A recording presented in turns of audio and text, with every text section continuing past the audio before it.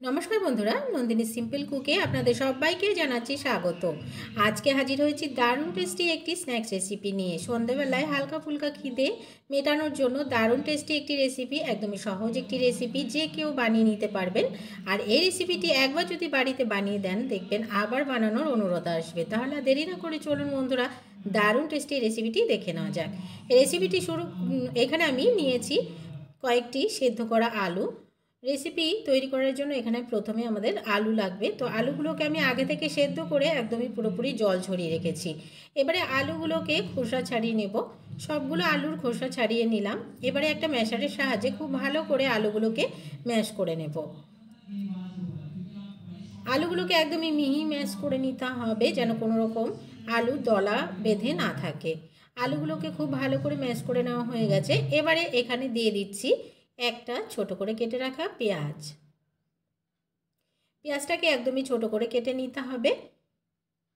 এবারে দিয়ে দিচ্ছি গ্রেট করে রাখা আদা। এখানে আমি 1 চামচ মতো আদা গ্রেট করা দিয়ে দিচ্ছি।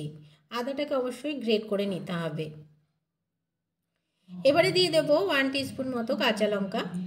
ঝালটা আপনারা আপনাদের স্বাদ অনুযায়ী দেবেন। এবারে দিয়ে দিচ্ছি চাট মশলা 1 টিস্পুন, দিয়ে দিচ্ছি 1 টিস্পুন গরম মশলা। আমি সবগুলো ছোট চামচ মেপে নিয়েছি। এবারে দিয়ে দিচ্ছি স্বাদ মতো লবণ, দিয়ে দিচ্ছি 1 টিস্পুন মতো কাশ্মীরি লাল লঙ্কার গুঁড়ো, শুধুমাত্র কালার হওয়ার জন্য। আর দিয়ে দিচ্ছি 1/2 টিস্পুন থেকেও কম গোলমরিচের গুঁড়ো। আর দিয়ে দিচ্ছি একটা ভাজা মশলা আমি ঘরে রেডি করে রেখেছিলাম, ধনে, গোটা জিরে আর শুকনো লঙ্কা শুকনো খোলায় ভেজে গুঁড়ো করে রেখেছিলাম। সে ভাজা মশলাটা 1 টিস্পুন দিয়ে দিলাম। দিয়ে দিচ্ছি 1/2 কাপ সুজি, চায়ের কাপ মেপে। আর দিয়ে দেব 1 কাপ চালের গুঁড়ো। এখানে আমি চায়ের কাপ মেপে এই জিনিসগুলো নিয়েছি। চালের গুঁড়োটা প্রথমে আমি অল্প দেব, যদি প্রয়োজন হয় তাহলে আরও কিছুটা আমি অ্যাড করে দেব। এবারে দিয়ে দেব 2 থেকে 3 চামচ মতো দই। খুব বেশি দই দেওয়ার প্রয়োজন নেই, 2 থেকে 3 চামচ মতো দিলেই হবে। দইটা অপশনাল, আপনারা চাইলে দিতে পারেন, না চাইলে নাও দিতে পারেন। দইটা দিলে খুব সফট হবে, খেতেও অনেক বেশি টেস্ট লাগবে। খুব ভালো করে দিয়ে মেখে নিলাম। সমস্ত চালের গুঁড়িটা আমার লেগে গেছে। মোট এখানে 1 কাপ আমার চালের গুঁড়ো লেগেছে। এবারে 2 টেবিল স্পুন মতো তেল দিয়ে খুব ভালো করে আবারও মেখে ডোটাকে রেডি করে নিচ্ছি। এখানে কিন্তু কোনো রকম জল ব্যবহার করা যাবে না। তো দেখুন খুব ভালো করে মেখে নিলাম। চাল গুঁড়োটা যদি প্রয়োজন হয় তাহলে আপনারা আরেকটু অ্যাড করে নিতে পারেন, আর সেটা আপনাদের আন্দাজ অনুযায়ী দিতে হবে। এবারে হাতে একটু তেল ব্রাশ করে নিয়ে একটুখানি ডো আমি নিয়ে নিলাম। এবার হাতের সাহায্যে গোল করে প্রথমে একটা বল তৈরি করে নিলাম। এবারে চেপে চেপে একটা গোল শেপ দিয়ে নিয়েছি। এভাবে করে বাকিগুলোকেও তৈরি করে নিচ্ছি।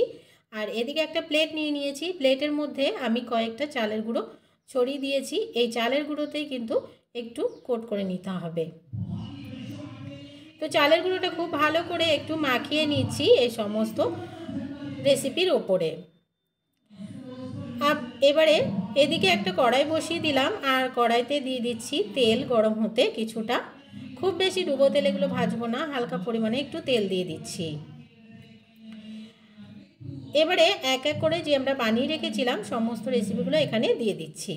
আর মিডিয়াম টু লো ফ্লেমে দিয়ে এগুলোকে উল্টে পাল্টে গোল্ডেন ব্রাউন করে ভেজে নিতে হবে। গ্যাসের ফ্লেমটাকে একদমই হাইতেও রাখা যাবে না, আর একদমই লোতেও রাখা যাবে না। লোতে রাখলে কিন্তু এগুলো ভেঙে যাওয়ার ভয় আছে, সেই কারণে মিডিয়াম টু লোতে রাখতে হবে। এবারে এগুলোকে পাশটা যখন একটু গোল্ডেন ব্রাউন হয়ে যাবে তখন এক এক করে সবগুলোকে উল্টে দেব। বন্ধুরা আজকে হয়তো একটু শুনতে অসুবিধা হবে, কারণ এখানে মাঠে একটু খেলা হচ্ছে, সেই কারণে। তো এর জন্য আমি প্রথমে আপনাদের কাছে ক্ষমা চেয়ে নিচ্ছি। এবারে এক এক করে আমি সবগুলোকে উল্টে দিচ্ছি। ওই পাশটা দেখুন গোল্ডেন ব্রাউন করে ভেজে নেওয়া হয়ে গেছে। এবারে এই পাশটাকেও একটু গোল্ডেন ব্রাউন করে ভেজে নেব। সবগুলোকে আমি উল্টে দিয়েছি। তো খুব সুন্দরভাবে দেখুন ভেজে নেওয়া হয়ে গেছে। ওই পাশটাকেও একটু ভেজে নিয়ে ফিরে আসছি।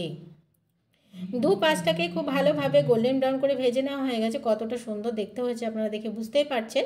এগুলো একদমই ভেজে নেওয়া হয়ে গেছে, নামিয়ে নিচ্ছি। একটা প্লেটে আমি নিয়ে নিলাম। তো দেখুন বন্ধুরা কতটা সুন্দর হয়েছে দেখতে। এগুলোকে আপনারা এভাবেও খেতে পারেন। এছাড়া এগুলোকে আরেকটু চটপটা টেস্ট করার জন্য আমি একটু ডেকোরেট করব। তার জন্য এখানে নিয়ে নিয়েছি দই। দইটা দিয়ে দেব প্রথমে ওপর দিয়ে ছড়িয়ে। এই কাজটা আপনাদের পছন্দ মতন আপনারা যদি দিতে চান তো করবেন, না হলে নাও করতে পারেন, এমনিও কিন্তু এই রেসিপিটি খেতে ভালো লাগবে। এবারে এইভাবে করলে আরও বেশি টেস্টটা বাড়বে।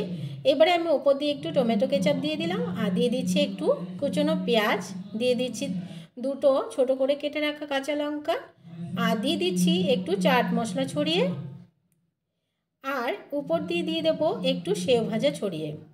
একটু সেও ছড়িয়ে দিলে খেতে অনেক বেশি ভালো লাগবে, বাচ্চাদেরও খুব ভালো লাগবে। বন্ধুরা, আজকের রেসিপিটি একদমই রেডি হয়ে গেল। কেমন হয়েছে অবশ্যই কমেন্টস করে জানাতে ভুলবেন না। আজকের রেসিপিটি যদি ভালো লাগে অনেক অনেক শেয়ার করে দেওয়ার অনুরোধ রইল। নতুন বন্ধু আমার চ্যানেলে যদি নতুন এসে থাকেন, আমার চ্যানেলটিকে সাবস্ক্রাইব করে আমার পাশে থাকার অনুরোধ রইল। পাশে থাকা বেল আইকনটাকে প্রেস করে অল বাটনে ক্লিক করতে ভুলবেন না, এই ধরনের রান্নার নোটিফিকেশানগুলো সবার আগে আপনাদের কাছে পৌঁছে যাওয়ার জন্য।